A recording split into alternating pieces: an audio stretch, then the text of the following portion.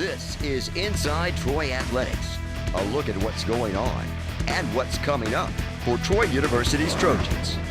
Now, here's your host for Inside Troy Athletics, Jonathan Sellers.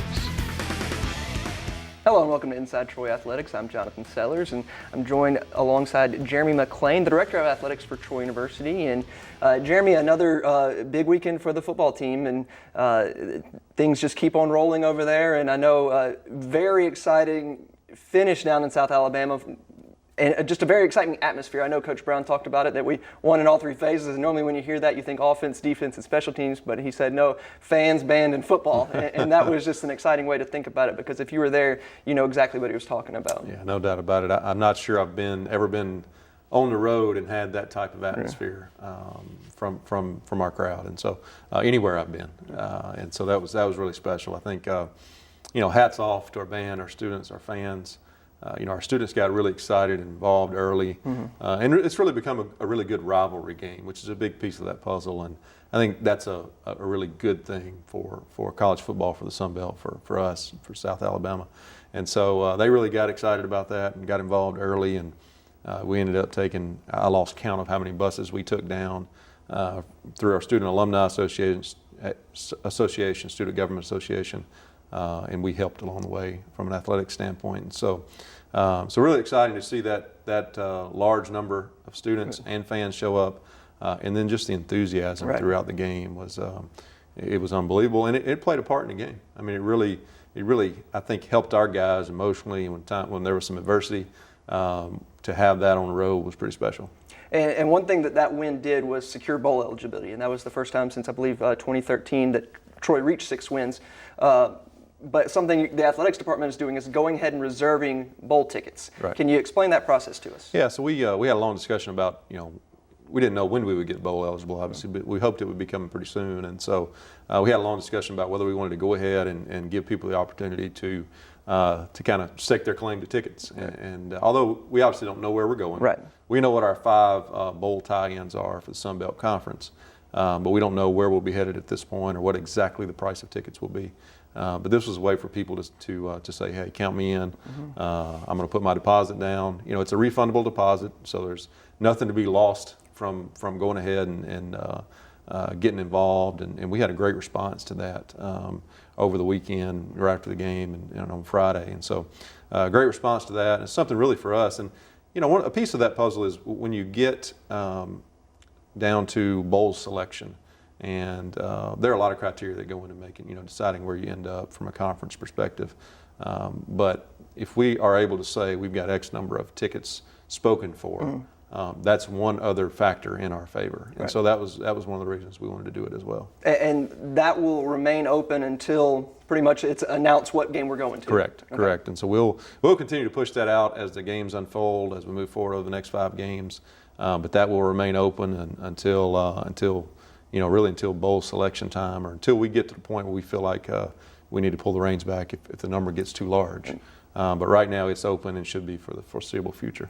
And some other things that came from that game, Jordan Shunn, named Sun Belt Special Teams Offensive Player of the Week. He was also out there for one of the National Players of the Week in the American Sports Network, and so a great opportunity for him to get some publicity as well. Yeah, good to see that. We've had Ryan Kays won that a couple times on the special teams side, but first offensive or defensive player for us to win it, and glad and really excited for Jordan because he's been great this year. He's been a guy who's really carried us in a lot of ways and really had a huge workload.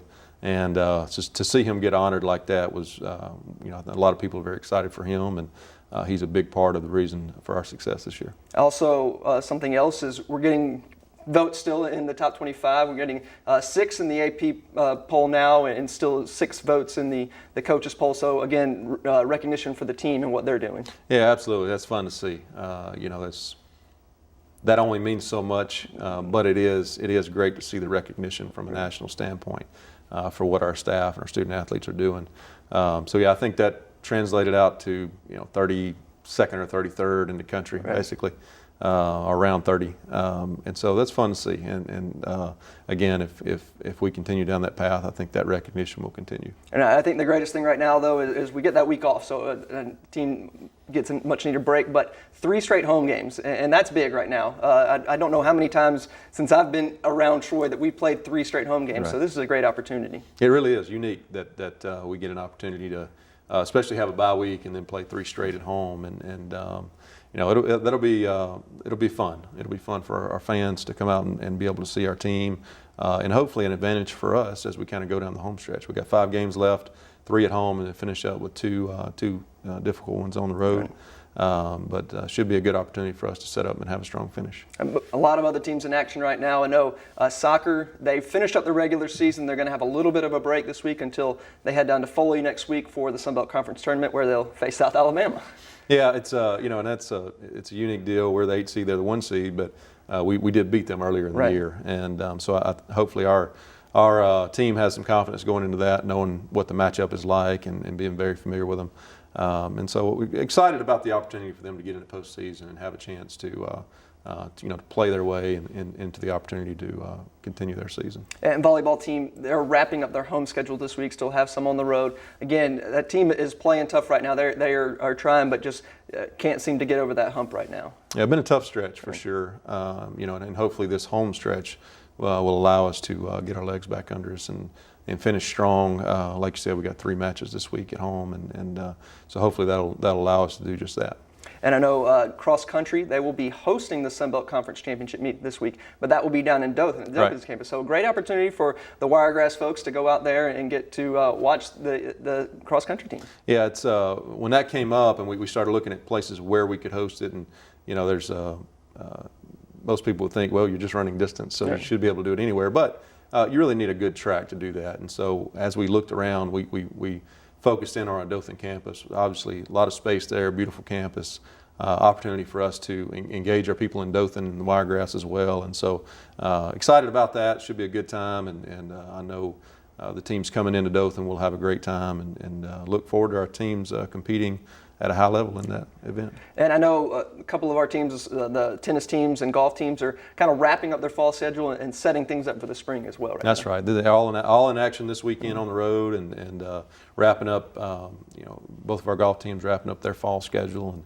have had successful falls, and hopefully can finish on a high note and get it ready for the spring season. And then we're going to kind of lead into basketball right now. They haven't quite got things started yet, but exhibition season's right around the corner. There's going to be a Trojan Madness event going on this week where fans get the opportunity to see them. But I know a lot of fans are ready to get to see both teams in action, especially the women's team coming off that Sun Belt Championship, and the men's team. I know there's some new players on that roster that have gotten fans excited. So some excitement built around both teams. Right no doubt about it. Hard to believe it's here. Right. It's in a lot of ways. It's but it is right around the corner. We start playing exhibition games in a week or so, and just really excited about that season. Like you said, the women have only lost 1 senior, a very good senior, obviously, and Ashley Beverly Kelly, but great nucleus back and some people who are really ready to step up and lead.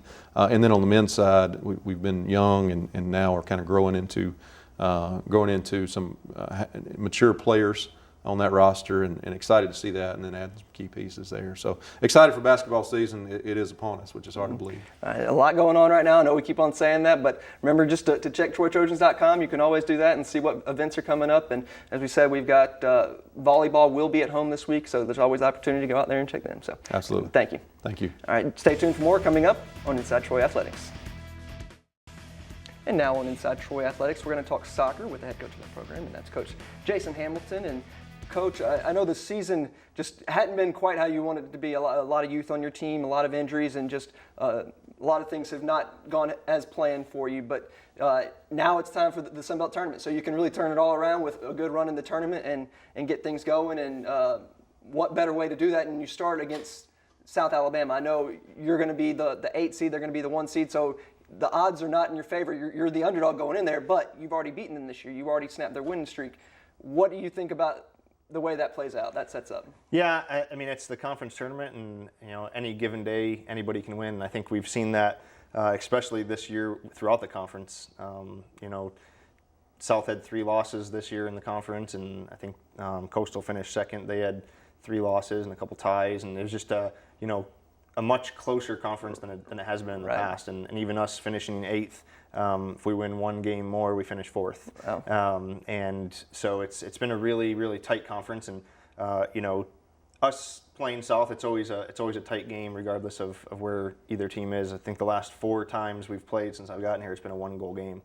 So both teams seem to get up for that game. It's an in-state rivalry game, and now when there's something on the line, it's hopefully going to put both teams at their best. Now, have you seen this much parity in the league since you've been here? No, I mean the last 2 years, South has kind of ran away with it and not had any losses, and we've done extremely well, finishing 2nd the last 2 years, and then the bottom 2 or 3 teams each year might have 1 win, if that. And this year, I think Texas State had 3 wins and doesn't even get into the conference tournament. Wow. So it's been very, very different than in the past, and it's just an example of the coaches that are being brought in the conference that are successful, and the players that are being recruited to our conference now that our conference had some success over the past couple of years, and it's just going to continue to grow as a soccer conference. Now, you get a little bit of a break before next Wednesday. What do you plan on doing with your team? Is there going to be some resting involved? I know you said maybe you're a little beat up right now, or are y'all going to try to go at it hard and get ready for that game? Yeah, I think it's really about trying to get the players ready that are going to play, and we'll have some players that, just like this past weekend, hadn't played much all year and all of a sudden are given us significant minutes. So I think it would probably be less resting and more getting people ready and getting them able to compete against South. And I think that's going to be important, is moving some players around to fill some of those holes that we have, and then as a coaching staff, just studying South as much as we can and figuring out where their flaws are and how we can exploit those flaws. And then I think the big thing is motivating our team, getting them ready to play. We've had a rough couple weekends to end the season here, and we've got to get them with a little bit more energy, a little bit more life in them, and try and get them believing that they're capable of making a run this conference tournament. And I think the good news is the hardest game is possibly the first game. So you get past South, and now you're going to see teams that aren't going to be as technical and give you a chance. So it's all about being ready for that game. And we told the team and that what we do over these next 7-8 days is going to show how committed we are to the program. And watching video as a group, as individuals, players getting out there on their own, giving us everything at practice, and really kind of being students of South Alabama this next week. Now, the tournament is going to be played in Foley, correct? So it's not going to be a bad drive for you. You're going to have the chance to get down there. You're used to the weather, the environment. You also will have a chance to have some local fans around, because that's not far from here. Maybe from fans from this area and from the Gulf Coast will get a chance to go. So do you think that kind of plays to your advantage a little bit? I mean, I think in any other game it might, but South Alabama's an hour away, so it's going to be just as similar for them. Climate and location and fans. I think the best thing is, like you said, the drive's not far. We spent 18 hours in a bus this weekend, and that didn't help us, getting any results in that game. So the fact that it's just a couple hours away, we can get down there, we can get everything sorted out and be well rested going into that game, is going to be beneficial for us. All right, Coach. So next Wednesday at 7 o'clock, it'll be the last game of the day, and also can be seen on ESPN3. Correct. So fans that can't make it can get the chance to watch it on the internet. Yep. All right, Coach. Well, thank you for joining us, and good luck. Thank you. All right, stay tuned for more coming up on Inside Troy Athletics. And we're back here on Inside Troy Athletics, and we're going to talk about the softball team with the head coach of that program, and that's Coach Beth Mullins. And Coach, y'all have been in your fall season and played several games during the fall, and you've got to see your team quite a bit and get to see them against other competitions. A lot of other competitors, and a lot of coaches don't get that opportunity. What have you taken from your team this fall? Yeah, I think softball's real fortunate because we do get to play other opponents besides ourselves. We've got 8 newcomers this year, and lost 7 seniors last year. So obviously it was a big group to kind of integrate into our system. And I thought the fall was great. It was what it needed to be. It was the first games were not the prettiest I've ever coached before, but we just got done this last weekend, and those were the 2 best games we played. So getting better every single day. And our newcomers, I got to give them a lot of credit. They have bought into the system and really integrated well with the returners, and it was a good, successful fall. Now, how much more of the fall do you have? Are you wrapped up for the fall practice? Yeah, I mean, we're done. We gave them this whole week off. We actually host a Spook Fest tournament this weekend with a lot of other travel teams that we'll do, and then we'll get back to individual skill work next week. And then when will you pick up in the spring? January, the first day of school. Okay. So yes, the first day of school is going to be our first team practice, so it'll be right back at it. And I know schedules haven't been announced yet; they're ready to go and just waiting to be announced. And I know you're anxious about that, but I'm sure there's a lot of games to look forward to, a lot of home games. What can you tell us about the schedule?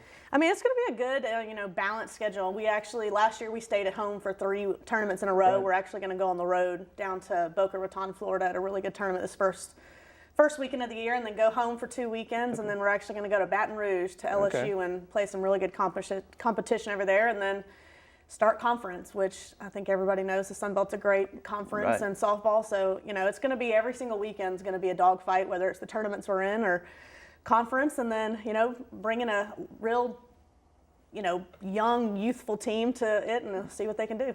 Now, I want to kind of step back and talk about just your team's role in the community. Y'all have done a lot and are very active, and one thing you're going to do this week is, along with Halloween, have a trunk or treat over at the softball field and get local kids involved, and that's a great opportunity. Why do you think this is important for your team? Our girls love being a part of the community. I mean, they take a lot of pride in just being a Troy University softball player, and I think Troy is a special place, and I think they know that, and they love giving back.